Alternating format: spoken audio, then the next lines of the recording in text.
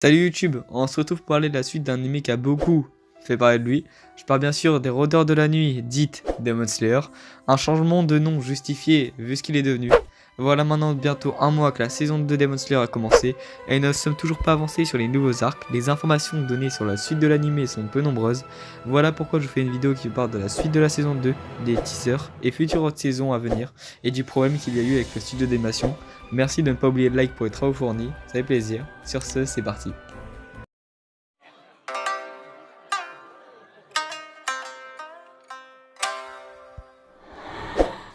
Demon Slayer a été créé par Kyoharu Gotoge et a été fait en animé par le studio d'animation Ufotable suite au retour favorable sur le manga, qui a aussi une prépublication dans le Shonen Jump de la Shueisha entre le 15 février 2016 et le 18 mai 2020, avec un total de 23 tomes.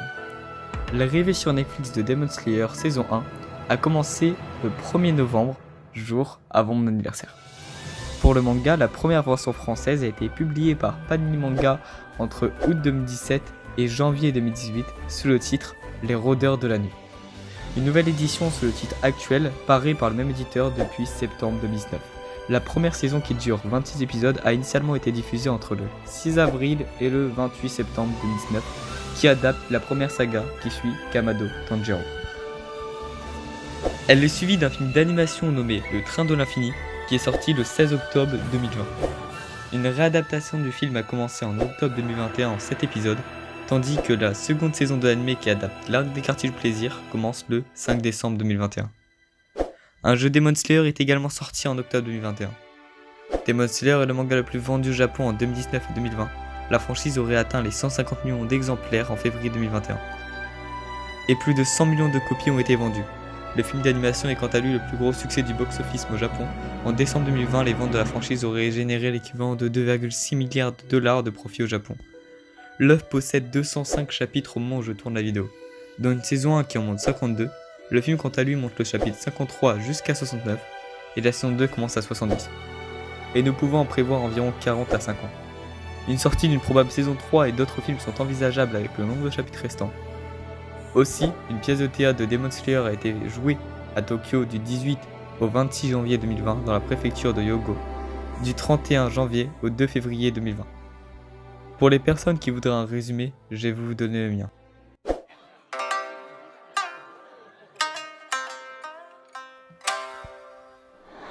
On suit l'histoire de Kamado Tanjiro, un jeune garçon qui est vendeur de charbon pour sa famille qui vit assez loin du village.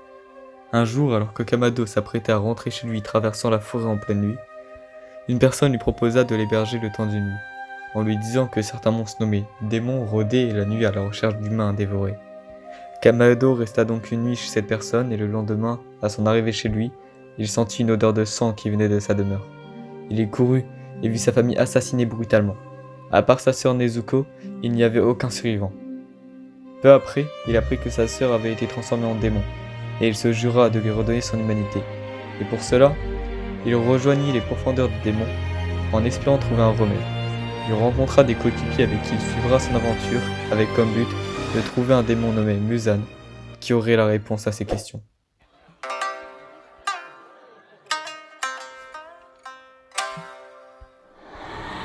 Dans la saison 1, on y voit l'histoire prendre ses marques. L'existence de démons, la transformation de Nezuko, l'existence des chasseurs de démons, l'entraînement de Tanjiro, la sélection des pourfendeurs, ses premiers combats, la rencontre de ses compagnons, la rencontre avec Muzan, l'existence de l'une démoniaque, l'existence d'un probable remède, l'acceptation de l'impuissance de Tanjiro, l'existence de piliers et aussi la mise en place d'un nouvel antagoniste prévoyant l'arrivée du film Le Train de l'Infini. On voit que la saison est riche en informations qui nous balancent directement dans l'histoire. Quant à lui, le film nous montre ses propres particularités, même si les codes de base reviennent. On en apprend plus sur chaque personnage qui suit Kamado Tanjiro, ainsi que la puissance des piliers et des lunes démoniaques qui nous rattachent toujours à l'idée que Tanjiro n'est toujours pas de taille à affronter Muzan. Récapitulons, il y a la puissance des piliers et des lunes démoniaques, on en apprend beaucoup plus sur les personnages qui suivent Tanjiro, une histoire qui nous rattache plus sur les personnages et une perte conséquente dans la suite de l'histoire. Dans la saison 2, on y reprend les faits du film en 7 épisodes sur les 18 entendus. Il y a normalement 11 épisodes consacrés à l'arc des quartiers du plaisir. Comme les images de la saison nous laissent à penser à un futur combat entre un pilier et une lune démoniaque, l'animation des combats de Demon Slayer en fait attendre plus d'un, c'est compréhensible. On y verra l'avancée de l'entraînement de Tanjiro et de ses compagnons. La saison 2 a été beaucoup attendue, donc on s'attend à une intrigue à la hauteur. Maintenant, en sachant l'avancée de l'anime et des chapitres, on peut facilement prévoir une saison 3, avec sûrement des films à l'attente. Le déroulement de l'histoire n'est pas fini et beaucoup de combats de personnages et informations nous sont toujours cachés. Des fans à l'attente forcent le créateur à se dépasser, c'est compréhensible aussi. Pour ma part, les futures saisons seront de qualité et on peut s'attendre à une avancée dans le scénario aussi de qualité.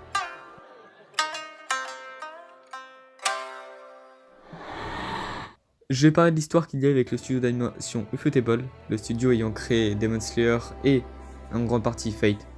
Je vous rassure, les moyens du studio sont présents, je vais pas m'avancer sur le futur, je vais pas porter malheur. Bon, rentrons dans le vif du sujet. Le studio a été accusé de fraude fiscale le 9 juillet 2021. Hikaru Kondo reconnaît pour la première fois les accusations d'évasion fiscale et présente ses excuses publiquement. Le bureau du procureur général de Tokyo a émis un acte d'accusation officielle contre Kondo et Ufotable également en juillet de cette année. Avant cela, Kondo et le studio d'animation avaient publié une déclaration niant les allégations et affirmant qu'ils pensaient avoir payé le montant approprié aux impôts. Selon la NHK, dans ses accusations publiques, Kondo a expliqué qu'il avait caché une partie des revenus de la société afin de protéger le studio d'un éventuel ralentissement de l'activité. Il déclarait « J'ai commis une fraude fiscale en pensant que cela ne causerait aucun problème à l'entreprise. » Kondo a été personnellement accusé d'avoir caché plus de 138 millions de yens, soit plus d'1 million d'euros, entre 2015 et 2018. Il a été révélé qu'en 2019, une enquête avait été lancée sur le studio, soupçonnant à l'époque une évasion fiscale à hauteur de 400 millions de yens, soit 3,1 millions d'euros. Ces revenus proviendraient majoritairement des cafés et des restaurants tenus par Ufotable, ainsi que la vente de leurs produits dérivés. Kondo aurait caché l'argent dans un coffre-fort privé à son domicile avant de les utiliser pour le fonctionnement de la société. Mais Ufotable affirme avoir déposé une déclaration fiscale corrigée ainsi qu'avoir payé la somme correspondante. Voilà l'histoire de la fraude fiscale d'Ufotable. Ça m'a pris beaucoup de temps de me documenter sur toutes les infos.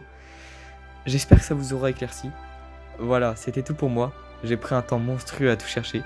Dites-moi si ça vous a plu. Pour ma part, j'ai bien aimé me refaire des modes pour cette vidéo. On se retrouve tout de suite sur une autre vidéo ou sur le serveur Discord. Tchuss.